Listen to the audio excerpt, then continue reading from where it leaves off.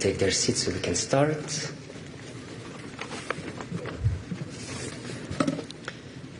Perfect. Let's start.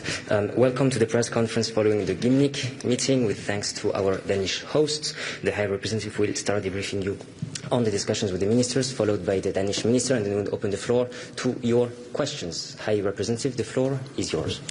Thank you. Good afternoon, and I'm sorry for you that you have to spend your Saturday here in the room without windows.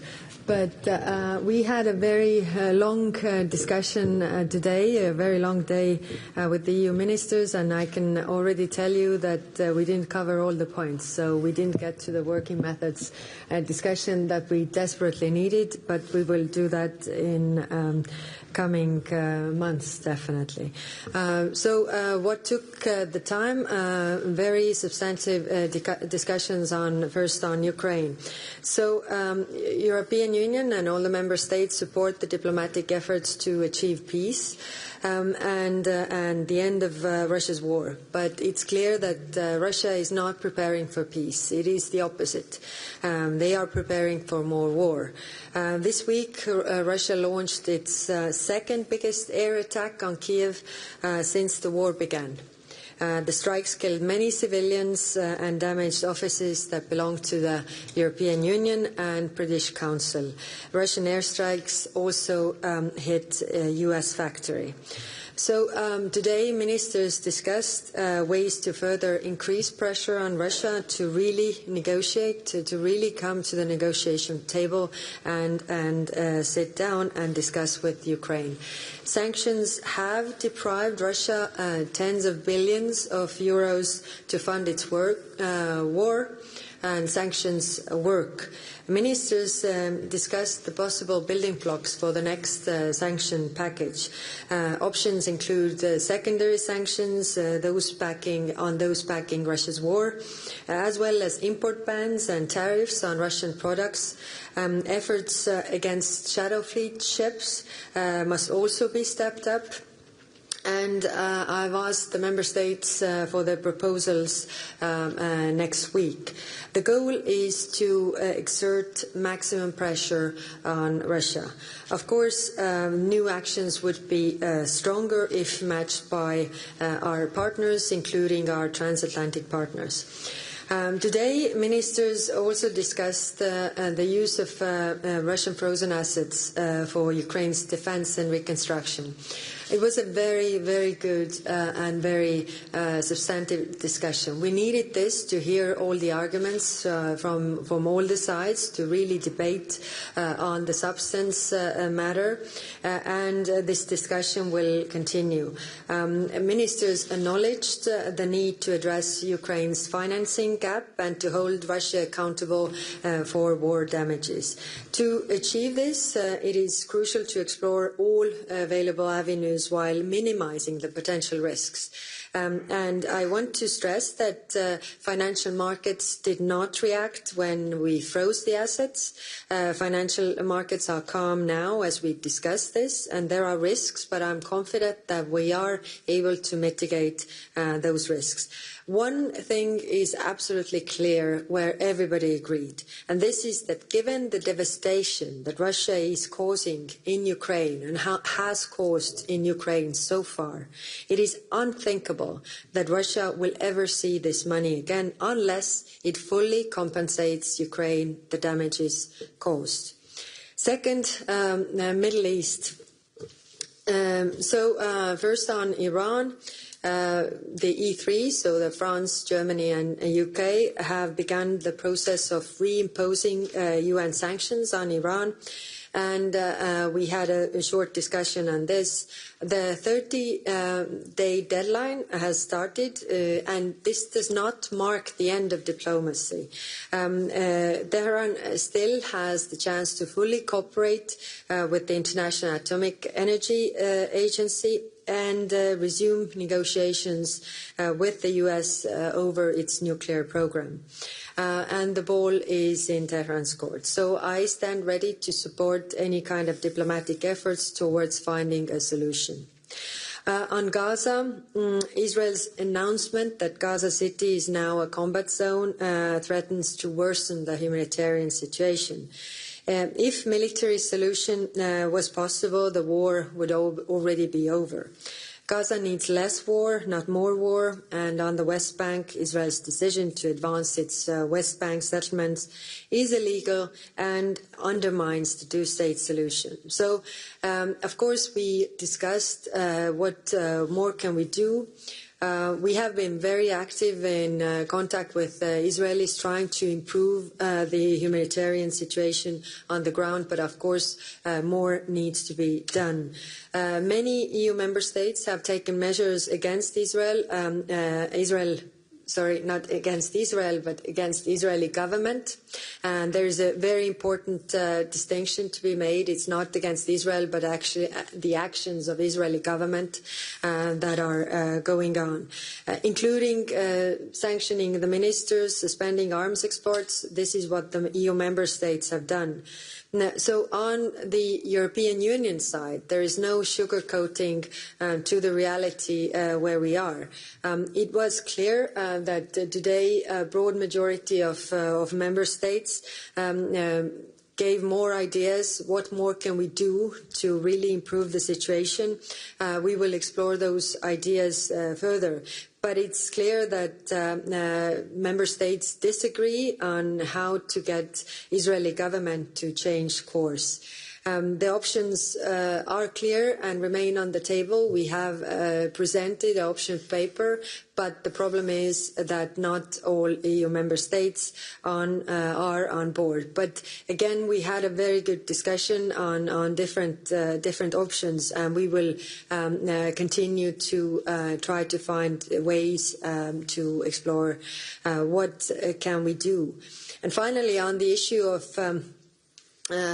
denying visas to Palestinian authorities so that they can't participate in the United Nations General Assembly. In the light of the existing agreements between the UN and its host state, we all urge for this decision to be reconsidered, considering the international law and the way United Nations has been built up. So this is the agreement that we all had on this topic. Thank you very much. And now over to you. Well, thank you very much, Kaja. When it comes to foreign policy, there's more than enough for us to tackle. And it's absolutely no secret, and that remains after today's meeting, that we are 27 member states, and we do not always agree on everything.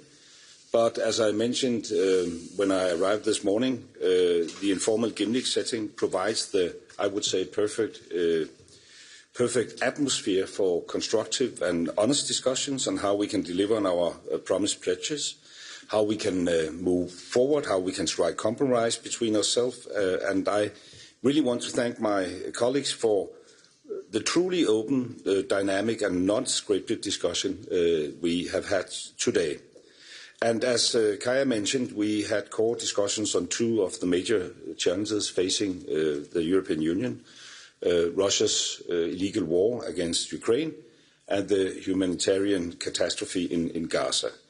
The European Union's most important task right now is to maintain support for Ukraine and increase the pressure on Russia. I think everybody agrees that it's very clear that Putin is trying to buy time and divert attention from the massive and brutal attacks on Ukraine. He must not succeed. And the only language he understands is that of hard pressure. And I want to thank my colleagues for the very constructive talks we have had on how we can move forward with the 19th sanction package. We need to bring Ukraine in a position of strength, and therefore we need to increase pressure together through harder sanctions. And of course, transatlantic cooperation will make the effect of the sanctions even stronger. The other main topic we discussed today is the current humanitarian catastrophe in Gaza. Daily horrific violence continues, and just last week the UN declared famine in Gaza. Israel's actions go far beyond act of self-defense, and we have repeatedly urged Israel to stop the war and change her course. I have today urged EU member states to increase the pressure on Israel to change course, and I think we all share the concern about the humanitarian situation, and we all want the war in Gaza to end and the hostages to be released. As one concrete way to increase pressure, Denmark supports the suspension of the trade chapter in the association agreement with Israel. We will continue to work to secure the necessary support among the EU countries to do so. We must at the same time work hard to relieve the immense humanitarian suffering in Gaza. That's why we have called for Israel to reopen the medical corridor from Gaza to East Jerusalem and offered our support to treat patients from Gaza. Many of my colleagues echoed that approach. So we must increase our efforts. We must turn our words into action. I really appreciate the very open and frank discussions we have had today, and I, as I always do, look much forward to seeing all my colleagues again at our next Council meeting. And that, as I mentioned in the beginning, the strength of the EU is the fact that we are able to find common ground. And now, maybe more than ever, it is crucial to stand united and speak with one voice in a world of division, and perhaps even more important, to change these words into action. Thank you. Thank you. We open the floor to the questions. Please specify the principal to whom you address your questions. And we will start second row. Andrea, a mic for the lady. Thank you. Thank you very much. This is Andrea Palashana from Bloomberg. Hi, Rep. I want to ask you, yesterday morning you mentioned that in terms of sanctions against Russia, what would hurt the most would be more sanctions against oil and gas, and as well as secondary sanctions. After a day of discussions, do you feel like we're any closer to achieving some of those measures in the next package? Thank you. The work is ongoing. There were a lot of other ideas also put on the table. For example, financing, institutions, and also the way, our UK colleagues were mentioning also the things that they have done, and we can look into those possibilities. Crypto is one thing, although I don't know how it is doable in practice, but anyway, we are really exploring all the options and preparing. So next week we agreed that the ministers will propose concrete matters also for next week, so that we can move with this. But I think, Lars, you can echo that we had a very, very good discussion on really what more could be there. Of course, in the end, the question is where we find agreement with everybody. I definitely can echo that, and I think the most important takeaway is actually that we share the analysis that Putin is buying, time. So we need to step up. We need to introduce more sanctions to put pressure on him and to give Ukraine a position of strength. And then we have to work out the details, but I think the general atmosphere in the room was that we should move on and we should do it as fast as possible. Thank you. Next question, move over there. Yes. Thank you. Andrew Gray from Reuters. Two quick questions. On the Middle East, is it not the case that you're moving further apart on Gaza? We now have more countries, including Denmark, specifically calling for the suspension of the free trade part of the association agreement. So in a sense, it's not just, as you said this morning, High Representative, that you're divided. Actually, the divisions are growing and the differences are growing. You're growing further apart. And on frozen assets, the Belgian Foreign Minister was very clear this morning. He said, you can't kill the goose that lays the golden eggs. And he said he's also not open to even looking at riskier investments in terms of using the windfall profits. So isn't it the case that this is really a non-starter for now? Thank you. Thank you. If the majority is growing, then the division is not getting bigger, but it's actually getting smaller because the majority is growing. So it depends how you look at it.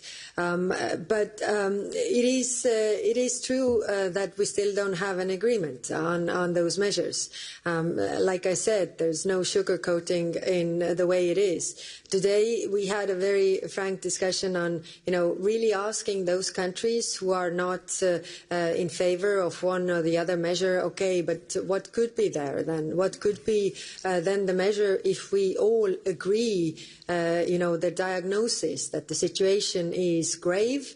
Then the question for us is, what do we do about this? And there we have a growing majority on different topics, but we don't have yet the necessary votes together. On the frozen assets, like I said, we had a very frank and open discussion. So I wanted to frame the discussion so that it's not a yes or no issue. Because we have to think ahead to also have an exit strategy. We can't possibly imagine, and by the way, there is a European Council conclusion that those assets remain frozen until Russia has paid for its damages. So we can't possibly imagine that those assets are given back unless they pay for the damages. We don't see them paying for the damages. So we need to have an exit strategy so that how do we go about this? And like I said, there are risks, of course, what also Belgium was raising, and many others as well. So let's work on the mitigation of those risks, how we can put really the solution together for the day after. Because if there comes a peace agreement, then there is also this question, what happens with those assets? And we need to have the answer, considering that we are a European Union that also respects the rule of law and everything. We have to have those rules in place, in addition to the international law that is already saying that those who are causing the damages should pay for the damages that they have caused. And the damages caused in Ukraine are done by Russia, not by European countries. We go to the first row. The lady here, please. Thank you. My name is Celine. I'm from the Danish Broadcasting Corporation. My question is for the High Representative. Can you point to one concrete step regarding Israel that the countries actually agreed on today? And after today's meeting, do you expect a more unified EU putting pressure on Israel and taking concrete steps? Thank you. First, we had an informal council, so that means that we actually don't adopt decisions here, but we really have the political debates, where is the room. So no decisions today. We were just, testing where we can move, especially those countries who have been against. Are they willing to move on other topics, on other measures that we can do? So that was the situation. We'll stay on the first row. The gentleman, please. Hi, my name is Michael from Danish TV2. A question for you, High Representative. You said this morning that you're not very optimistic regarding coming to a conclusion among the countries. Would you say that it's time to deal with the rule of consensus within the EU regarding foreign policy to make sure that the EU going forward can make decisions and standing on marks regarding Israel, for example? Yes, that's why I wanted to have the point on the agenda today about the working methods, to really discuss how we can deliver. Because my personal feeling is that, the people of Europe are also losing trust in Europe if we are not able to deliver on the decisions. So this is really time to look in the mirror and say, what more can we do to be more effective? But unfortunately, the Middle East, the Ukraine discussion took all our time, and I really didn't want to limit the ministers this time because it was important that we had the frozen assets discussion and very open and and frank. But what we agreed is that I will have these discussions in a smaller groups of member states regarding the working methods, so that really how we can go further, not theoretically, but really practically on really concrete items and within the limits of the treaties, of course.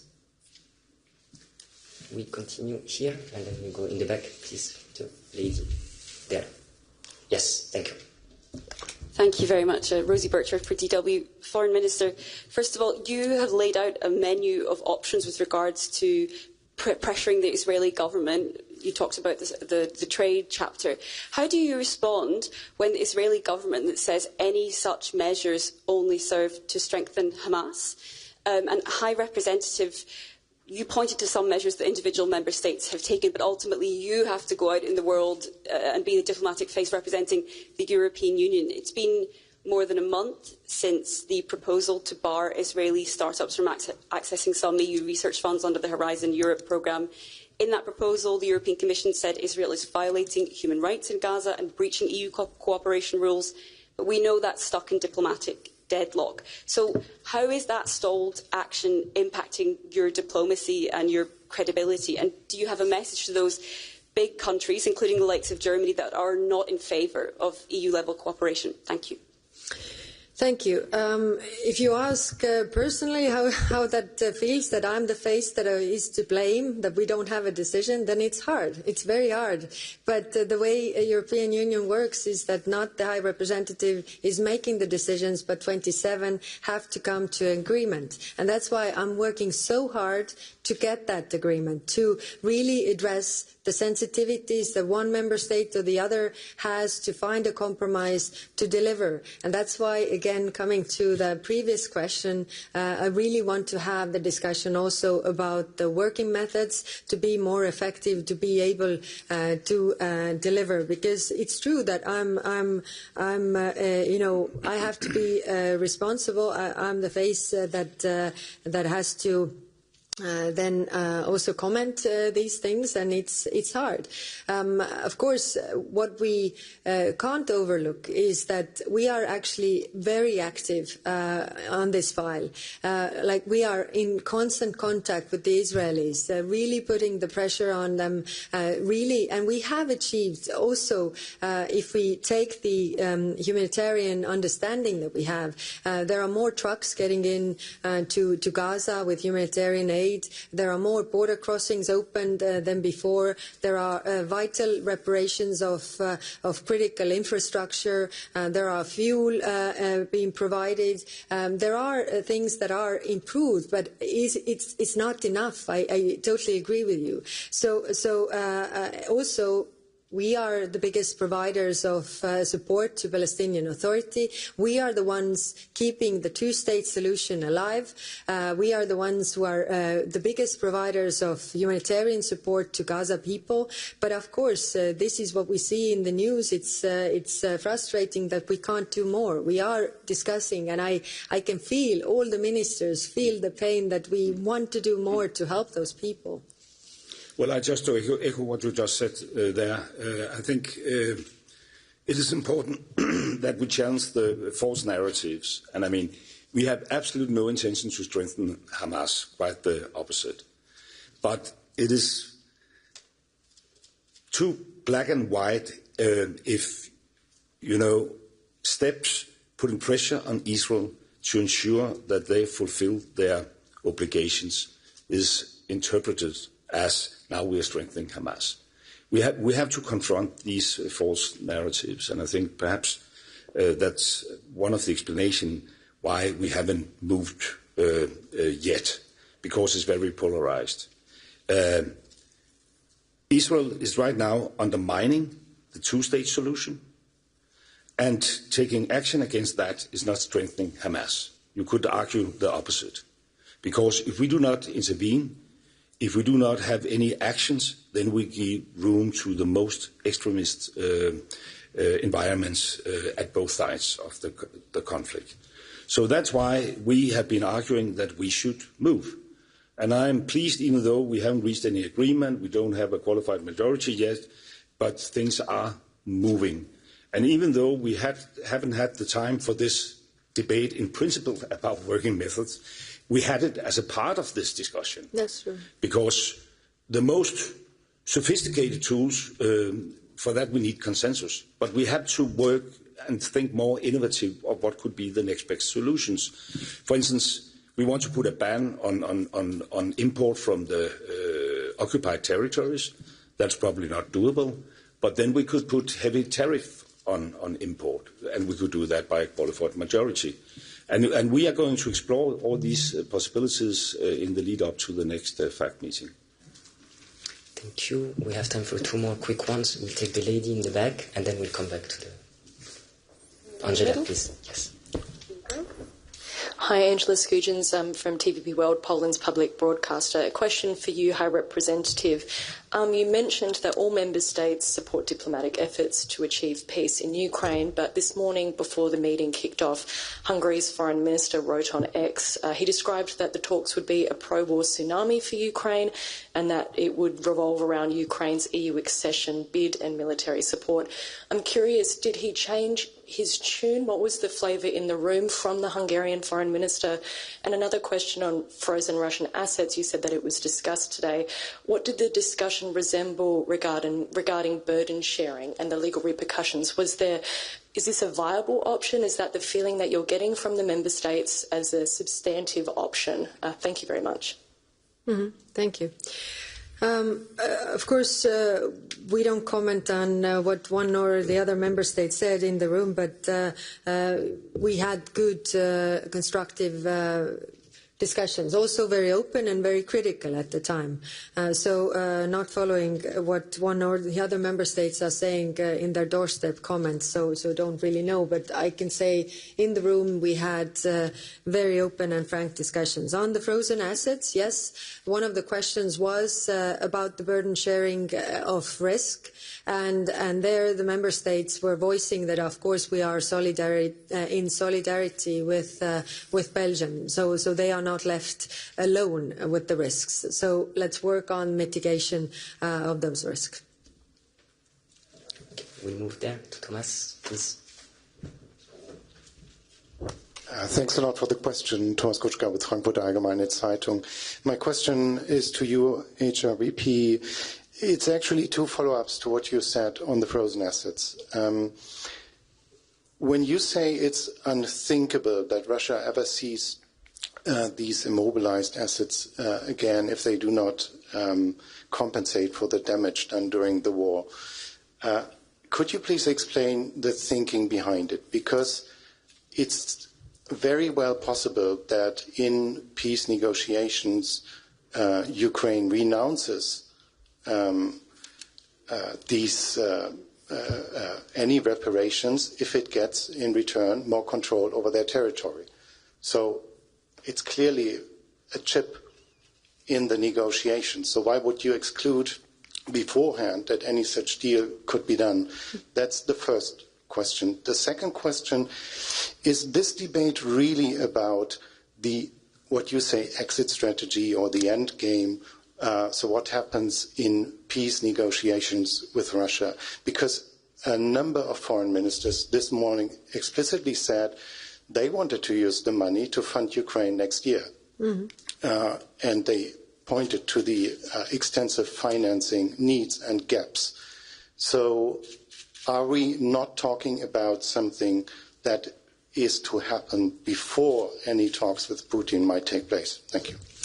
Thank you. On your first question, there is a European Council decision that states that the assets remain frozen until Russia has paid reparations.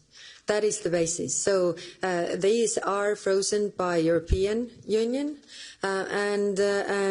so of course, unless this European Council decision is changed, then this is the point.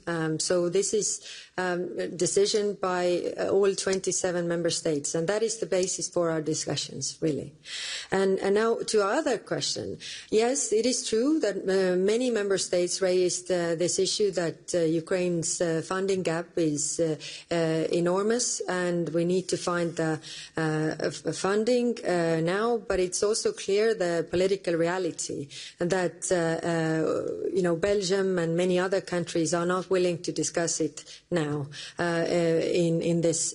But everybody agrees still that Russia should pay for the damages, not our taxpayers. So that's why I'm stressing on the exit strategy, to be politically realistic, to work to find a solution there, because there is the basis where everybody agrees. Thank you. We'll take the very last one, since there is one last hand, and then we will have to close it. Thank you very much. Thank you for the extra time. Mattia Bagnoli, ANSA, the National Italian News Agency. High Rep, one question for you, one question for the Minister on the same topic of the working methods. I don't want you to preempt the discussion, but what would you like to get out of your colleagues? And bear in mind that you were a Prime Minister, so you very well know what it means for a country to renounce its sovereign decisions on very delicate issues like the foreign and security policy. And you, if it comes to the point, very unlikely, where there is a vote, would Denmark be ready to renounce and vote against the veto, basically the veto power that everyone has in the Council? Because let's face it, to revoke unanimity, you need unanimity. Yes, thank you. I don't want to preempt the discussions, of course, but the frame should be the treaties. Yes, coming from a country, from a small country that for 50 years did not have a voice, we really cherish the equal voice that we have around the table as Estonia, as in my previous capacity. Now, also, majority of member states have been very constructive because, to try to find compromises in the spirit of compromise. Okay, I have a problem with this issue, and then others will propose, okay, but maybe, your problems can be mitigated by this solution.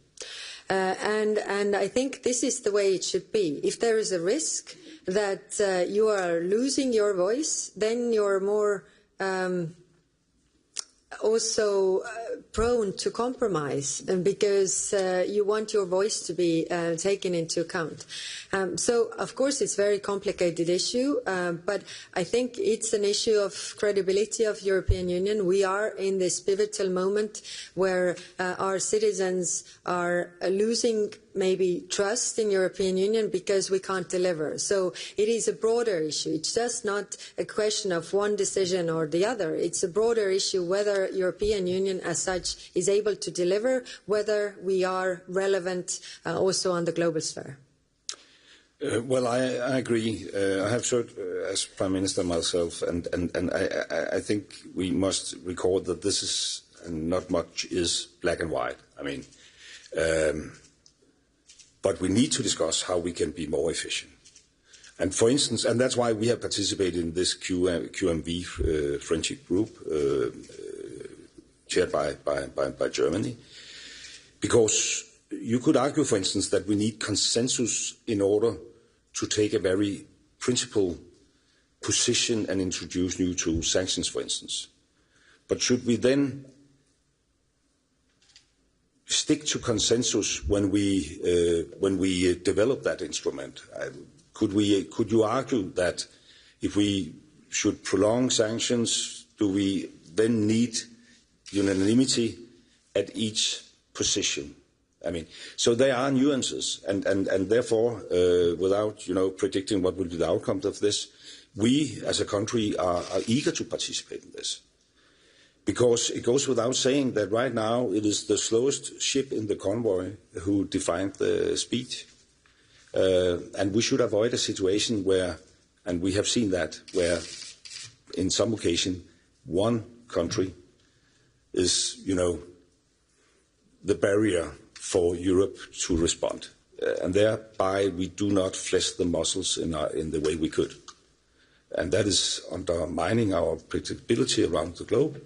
And I think it also creates problems within our own societies. So that's why I really much welcome the High Rep's idea of this debate, as I welcome the debate about the frozen asset.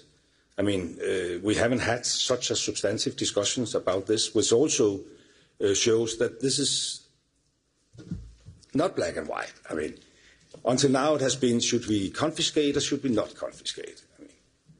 And there are nuances. As it has been stated, there's no way they will see the money again. I mean, we're talking about plus 200 million, and I think the registered claims so far is talking about the damages is more than 500 billion. So, I mean, if they pay their bill, I mean, they need more money that we have frozen. But could we give these frozen assets more leverage? That's the discussion, and I really appreciate that we have had such an honest debate today, even though, and it goes without saying, because we're an informal meeting, we haven't drawn any concrete conclusions yet. Thank you, Minister. This brings this press conference to an end. Have a nice evening and safe flight to Brussels. Thank you very much. Thank you.